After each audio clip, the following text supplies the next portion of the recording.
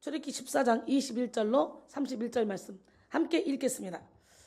모세가 바다 위로 손을 내밀매 여호와께서 큰 동풍이 밤새도록 바닷물을 물러가게 하시니 물이 갈라져 바다가 마른 땅이 된지라.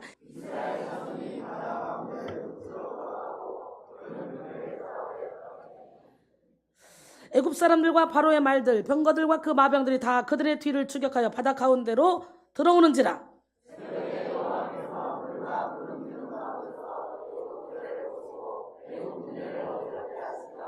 그들의 병거 바퀴를 벗겨서 달리기가 어렵게 하시니 애굽 사람들이 이르되 이스라엘 앞에서 우리가 도망하자.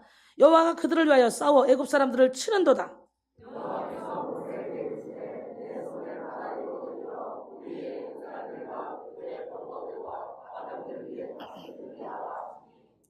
모세가 곧 손을 바다 위로 내밀매 새벽이 되어 바다의 힘이 회복된지라.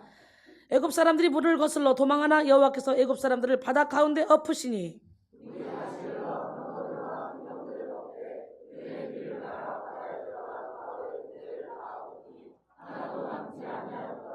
그러나 이스라엘 자손은 바다 가운데를 육지로 행하였고 물이 좌우에 벽이 되었더라.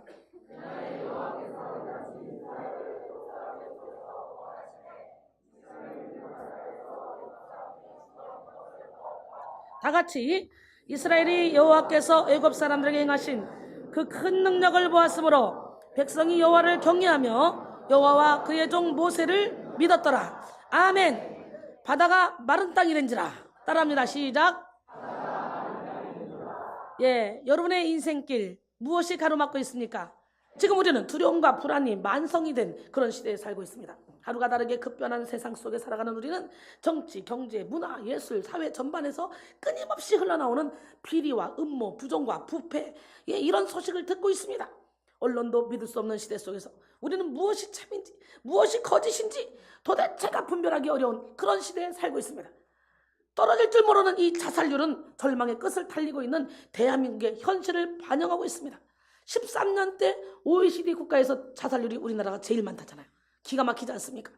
이러한 시대 속에 우리 교회는 근신함을 껴서 기도해야 돼요.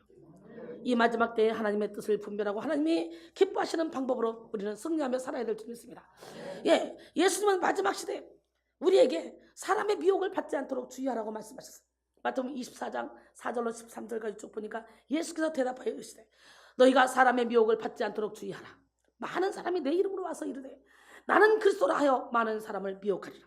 난리와 난리 소문을 듣겠으나 너희는 삼가 두려워하지 말라. 이런 일이 있어야 하되 아직 끝은 아니니라.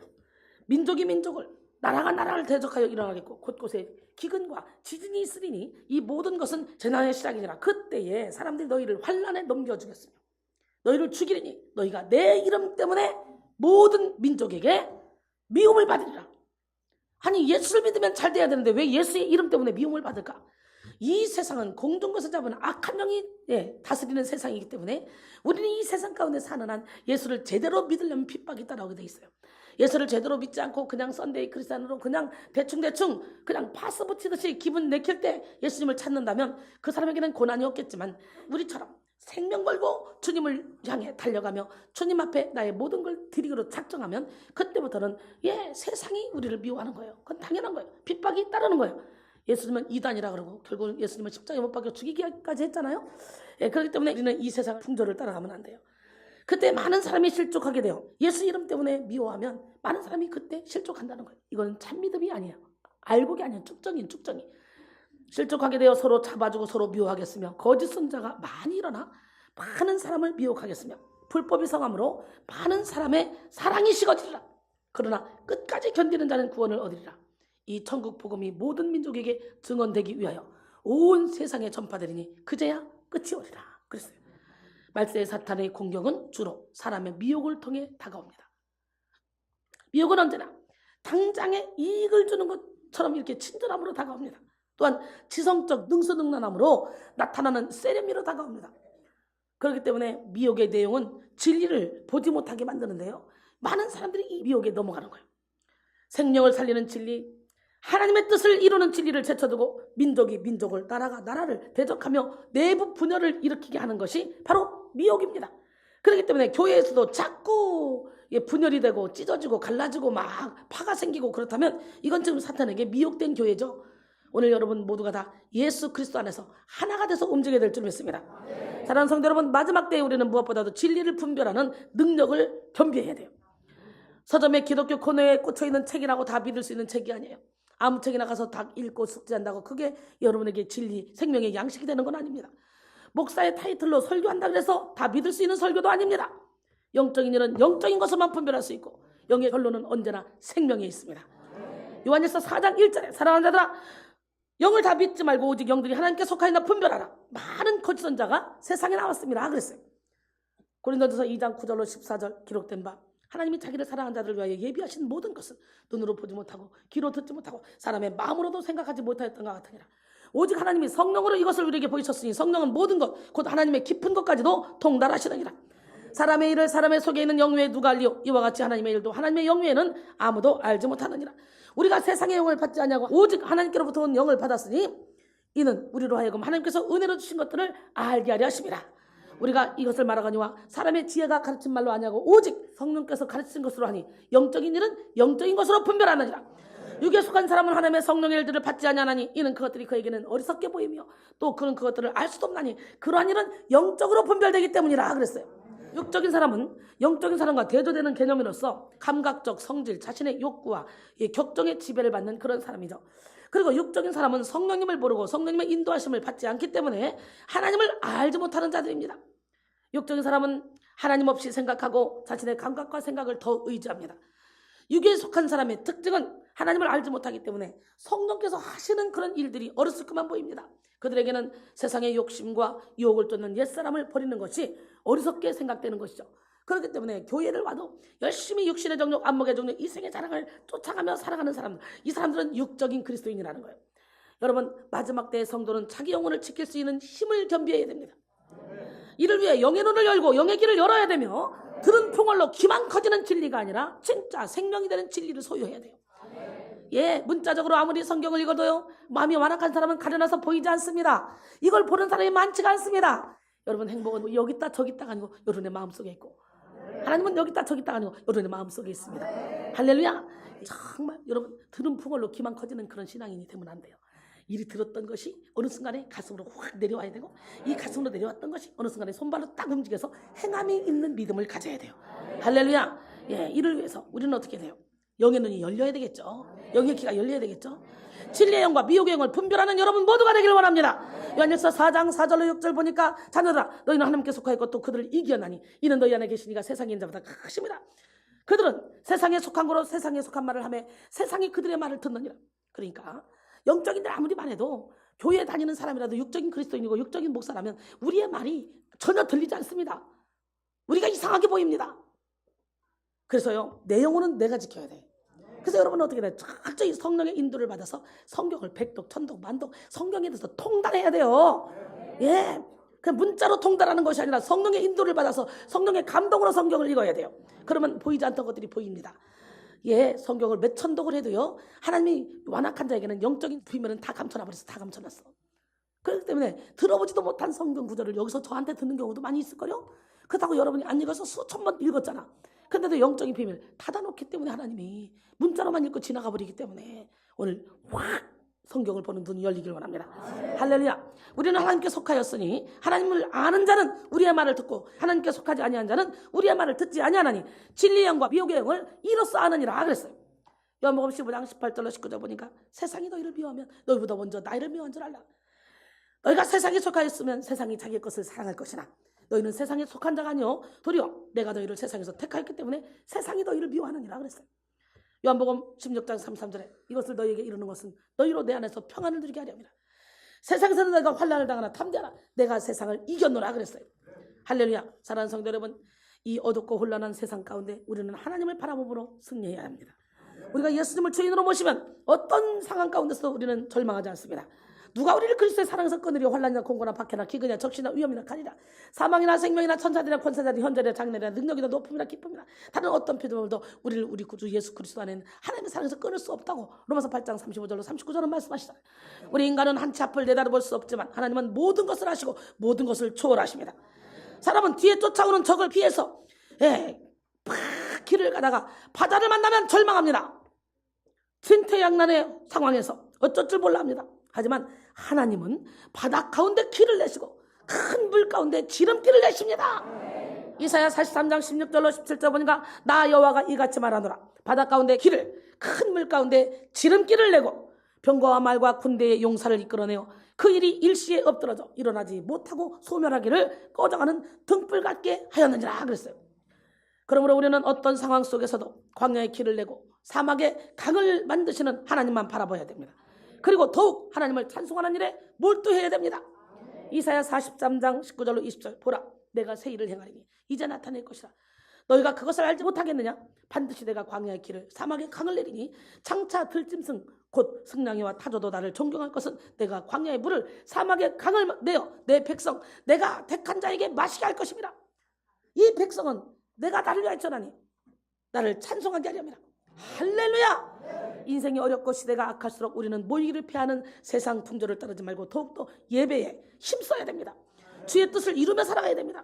하나님이 우리에게 찾으시는 것은 영혼을 얼마나 살렸느냐 이겁니다. 베드로전서 4장 12절로 14절 사랑하는 자들아 너를 연단하려고 오는 불시험을 이상한 일 당하는 것 같이 이상히 여기지 말라. 오히려 너희가 그리스도의 고난에 참여하는 것으로 즐거워하라. 이는 그의 영광을 나타내실 때에 너희로 즐거워하고 기뻐하게 하려면 너희가 그리스도의 이름으로 지옥을 당하면 복 있는 자로다. 영광의 영 곧 하나님의 영이 너희 위에 계심이라 그랬어요. 할렐루야. 오늘 이 시간 여러분 모두 예배 속에서 마른 땅으로 인도하시는 하나님의 능력을 경험합시다. 본문 속의 이스라엘 백성들은 하나님의 인도를 받아 출애굽했습니다. 그런데 하나님의 인도를 받아도 고난은 만납니다. 뒤에는 애굽 군사들이 쫓아오고 앞에는 홍해가 가로막고 있는 상황을 만난 것입니다. 아니 하나님이 피게이파 악독 우매 억장으로 출애굽시켰으면 평탄한 길을 예비하셔야지 왜 이렇게 험난한 길을 예비하시나? 그러므로 우리는 신앙생활을 잘하는데도 만나는 불시험을 이상하게 생각하면 안 돼요. 바다 앞에서 우리는 하나님의 손을 바라봐야 돼요. 소망이 없는 상황 속에서 하나님을 소망함으로 붙잡고 답이 없는 환경 속에서 하나님을 답으로 붙잡아야 됩니다. 하지만 이스라엘 백성들은 진퇴양난의 상황 속에서 심히 두려워서 무서워해서 모세를 원망했습니다. 자기들을 인도한 모세를 원망했어요. 이렇게요 여러분 물에 빠진 사람 건져놓으면 내 가방 내놔 이런 식이란 말이죠. 그때 모세는 두려워하지 말고 불평하지 말고 가만히 서서 여호와께서 일하심을 봐라. 여호와의 구원을 봐라. 이렇게 말씀합니다. 여러분 오늘 본문 직전에 출애굽기 14장 10절로 14절 바로가 가까이 올 때 이스라엘 자손이 눈을 들어본 적 애굽 사람들이 자기들 뒤에 이른지라 이스라엘 자손이 심히 두려워하여 여호와께 부르짖고 그들이 또 모세에게 이르되 애굽에 매장지가 없어서 당신이 우리를 이끌어내어 이 광야에서 죽게 하느냐? 어찌하여 당신이 우리를 애굽에서 이끌어내어 우리에게 이같이 하느냐? 우리가 애굽에서 당신에게 이른 말이 이것이 아니냐? 이르기를 우리를 내버려두라. 우리가 애굽 사람을 섬길 것이라 하지 아니하더냐? 애굽 사람을 섬기는 것이 광야에서 죽는 것보다 낫겠노라.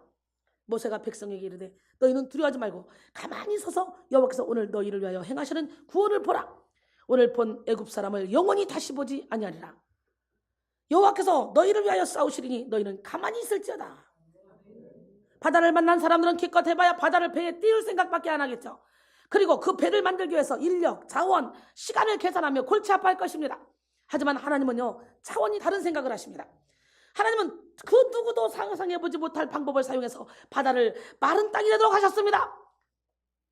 오병이어 기적 일으킬 때도 빌립은 아이고 300데나리온에 있어야 사올 텐데 음식을 아이고 그런데 이 사람들 먹이려면 그 음식이 어디 있겠습니까? 부정적인 말 하는데 예수님은 엄청난 계획을 하고 계셨어요.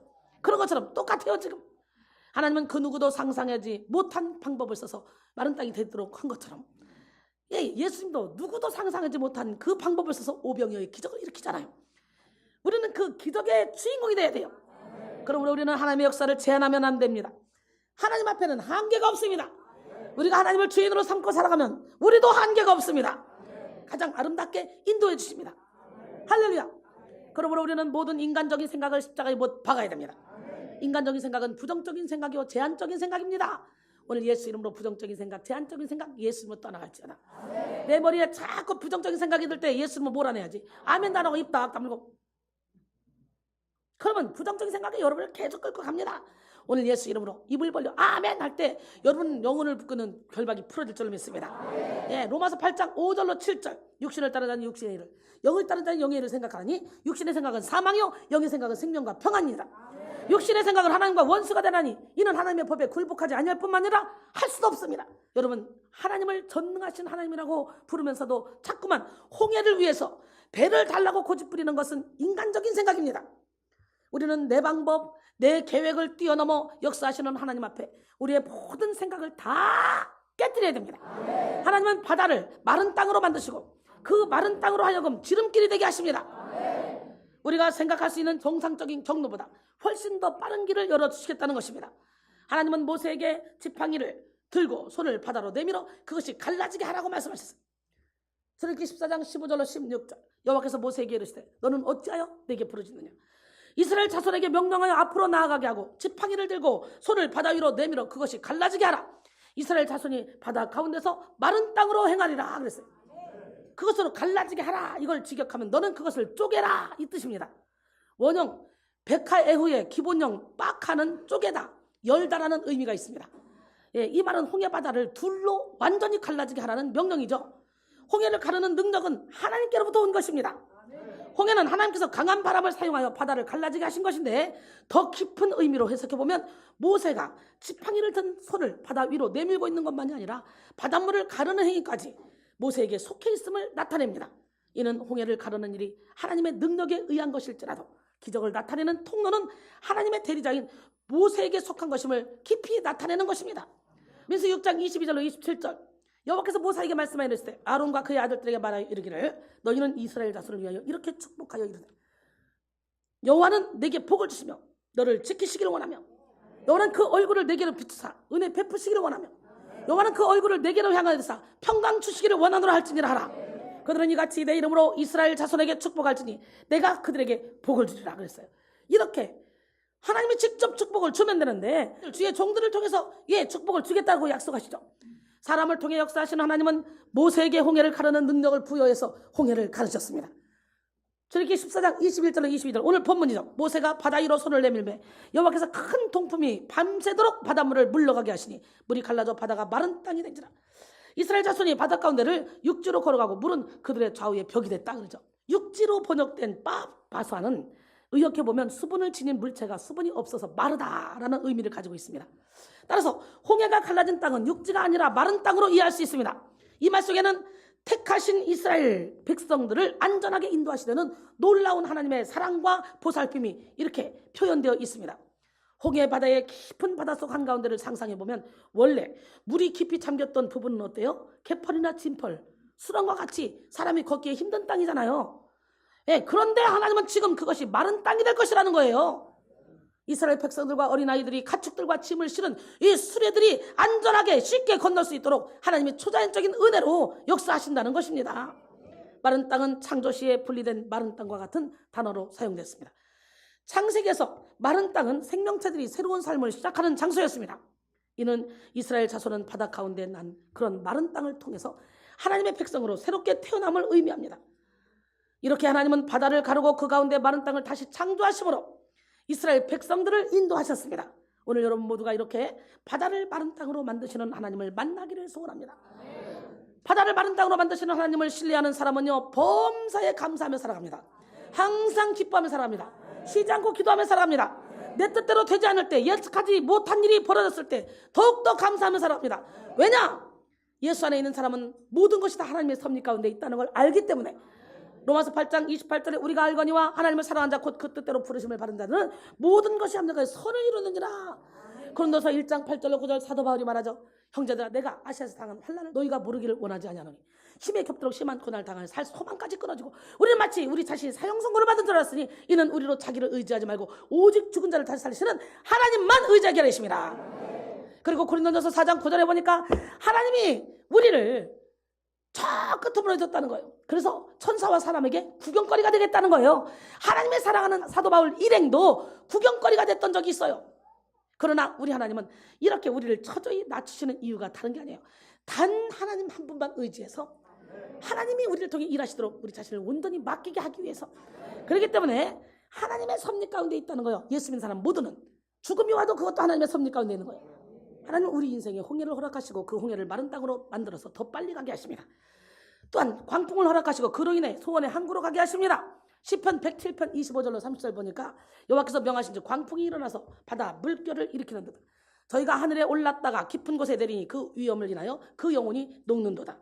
저희가 이리저리 구르며 취한 자같이 비틀거리니 지각이 혼돈하도다. 이에 저희가 그 근심 중에서 여호와께 부르짖으며 그 고통에서 인도하여 내시고 광풍을 평정히 하사 물결로 잔잔케 하시는도다. 저희가 평온함을 인하여 기뻐하는 중에 여호와께서 저희를 소원의 항구로 인도하시는도다. 그랬어요. 환난 속에도 하나님을 신뢰하고 하나님의 인도를 받고 나아가면 그 길이 최선의 길이었다는 것을 알게 됩니다. 하나님은 도망자 신세로 장인의 양떼를 치는 모세를 들어서 이스라엘 백성들을 출애굽시키고 오늘 같은 기적을 일으켰습니다. 하나님은 실패의 길이 연속되는 것처럼 보였던 요셉의 인생을 국무총리로 만드셨습니다. 인간의 눈으로 보면 노예로 팔리고 감옥에 갇히는 길이 낮아지는 길이었지만 하나님의 눈으로 보면 높아지는 지름길이었습니다. 또 하나님은 왕으로 기름 부었던 다윗에게 도망자의 길을 가게 하셨습니다.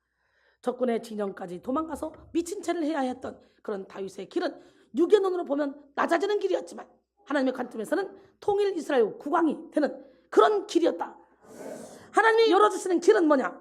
막힘이 없는 길입니다. 하나님은 우리에게 막히지 않는 길을 열어주십니다. 하나님은 인생의 벼랑 끝에서도 우리에게 피할 길을 주시는 분이에요. 고린도전서 10장 13절에 사람이 감당할 시험 밖에는 너희가 당한 것이 없나니 오직 하나님은 미쁘사 너희가 감당하지 못할 시험 당함을 허락하지 아니하시고 시험 당할 쯤에 또한 피할 길을 내사 너희로 능히 감당하게 하시느니라. 그러므로 이제 끝이라고 여겨지는 절망의 순간마다 하나님께 나아오십시오. 하나님 우리에게 막힘이 없는 길을 열어주십니다. 그 다음에 성결한 길입니다. 무슨 길? 하나님은 우리를 인도하시되 성결하고 거룩한 길로 인도하십니다. 하나님 우리를 인도하시는 길은 언제나 욕심을 버리는 길, 우상을 무너뜨리는 길, 악한 생각을 버리는 길입니다. 로마서 13장 12절로 14절 밤이 깊고 낮이 가까웠으니 그러므로 우리가 어둠의 일을 벗고 빛의 갑옷을 입자. 낮에와 같이 단정히 행하고 방탕하거나 술 취하지 말며 음란하거나 호색하지 말고 다투거나 시기하지 말고 오직 주 예수 그리스도로 옷 입고 정욕을 위하여 육신의 일을 도모하지 말라 그랬어요. 할렐루야. 디모데전서 4장 7절로 8절 보니까 망령되고 허탄한 신화를 버리고 경건에 이르도록 내 자신을 연단하라. 육체의 연단은 약간의 유익이 있으나 경건은 범사에 유익하니 금생과 내생에 약속이 있느니라 그랬어요. 베드로전서 1장 14절로 16절 보니까 너희가 순종하는 자식처럼 전에 알지 못한 때에 따르던 너희 사욕을 본받지 말고 오직 너희를 부르신 거룩한 이처럼 너희도 모든 행실에 거룩한 자가 되라. 기록되었으되 내가 거룩하니 너희도 거룩할지어다 하셨느니라 그랬어요. 고린도전서 3장 16절로 17절 보니까 우리가 하나님의 성전이래요. 너희는 너희가 하나님의 성전인 것과 하나님의 성령이 너희 안에 계시는 것을 알지 못하느냐? 누구든지 하나님의 성전을 더럽히면 하나님이 그 사람을 멸하시리라. 하나님의 성전은 거룩하니 너희도 그러하니라 그랬어요. 오스왈드 챔버스는 말했습니다. 사람은 가장 가까이 하는 사람과 자연스럽게 닮게 되어 있다. 예수 그리스도와 항상 함께 살라. 아예 주님과의 사랑에 사로잡히도록 해라. 어느새 당신은 그리스도를 닮아 있을 것이다. 주님의 사랑에 사로잡히는 여러분 되기를 원합니다. 예수님의 사랑의 너비와 길이와 높이와 깊이가 어떠함을 깨달아 사랑으로 충만해지길 원합니다. 그 다음에 하나님이 열어주시는 길은 안전한 길입니다. 무슨 길? 하나님은 언제나 우리의 피난처가 되어주십니다. 피난처이신 하나님은 우리를 보호하시고 안아주십니다. 어떤 풍파 속에서도 하나님께 나오는 사람은 안전합니다. 시편 139편 7절로 10절 보니까 내가 주의 영을 떠나 어디로 가오리까? 어디로 피하오리까? 내가 하늘에 올라갈지라도 거기 계시며 수월의 내 자리를 펼쳐라도 거기 계시니라. 내가 새벽 날개를 치며 저 바다 끝에 가서 거주할지라도 거기서도 주의 손이 나를 인도하시며 주의 오른손이 나를 붙드시리로다. 할렐루야. 이사야 35장 9절로 10절 보니까 거기에는 사자가 없고 사나운 짐승이 그리로 올라가지 아니하므로 그것을 만나지 못하겠고 오직 구속함을 받은 자만 그리로 행할 것이며 여호와의 속량함을 받은 자들이 돌아오되 노래하며 시온에 이르러 그들의 머리 위에 현명한 희락을 띠고 기쁨과 즐거움으로 얻으리니 슬픔과 탄식이 사라지리로다 그랬어요. 그렇기 때문에 거룩한 그 길 시온의 대로로 가기 위해서 우리는 철저히 거룩해져야 돼요. 하지만 하나님을 대적하는 사람들에게 하나님의 길은 심판의 길이 됩니다. 하나님은 하나님의 길에 들어선 하나님의 백성들을 위해 친히 대적을 물리쳐 주시되 완전히 물리쳐 주십니다. 요한일서 5장 18절에 하나님께로부터 난 자는 다 범죄하지 아니한 줄 우리가 아노라. 하나님께로부터 나신 자가 그를 지키시며 악한 자가 그를 만지지도 못하느니라. 할렐루야. 시편 91편 9절로 12절 보니까 내가 말하기를 여호와는 나의 피난처시라고 주자를 너의 거처로 삼았으므로 화가 내게 미치지 못하며 재앙이 내 장막에 가까이 오지 못하리니 그가 너를 위하여 그의 천사들을 명령하사 내 모든 길에서 너를 지키게 하심이라. 그들이 그들의 손으로 너를 붙들어 팔이 돌에 부딪히지 아니하게 하리로다. 내가 사자와 독사를 밟으며 젊은 사자와 뱀을 발로 누르리로다 그랬어요. 할렐루야. 시편 3편 3절로 8절 보니까 여호와여 주는 나의 방패시오 나의 영광이시오 나의 머리를 드시는 자신이다. 내가 나의 목소리로 여호와께 부르짖니 그의 성산에서 응답하시는도다. 내가 누워 자고 깨어있으니 여호와께서 나를 붙드심이로다. 천만인이 나를 에워싸 진친다 하여도 나는 두려워하지 아니하리이다. 여호와여 일어나소서 나의 하나님이여 나를 구원하소서. 주께서 나의 모든 원수의 뺨을 치시며 악인의 이를 꺾으셨나이다. 구원은 하나님 여호와께 있사오니 주의 복을 주의 백성에게 내리소서 그랬어요. 할렐루야. 결론적으로 사랑하는 성도 여러분, 악하고 음란한 세대 속에서 우리는 바다를 마른 땅으로 만드시는 하나님만 의지하며 하나님을 예비하며 살아갑시다.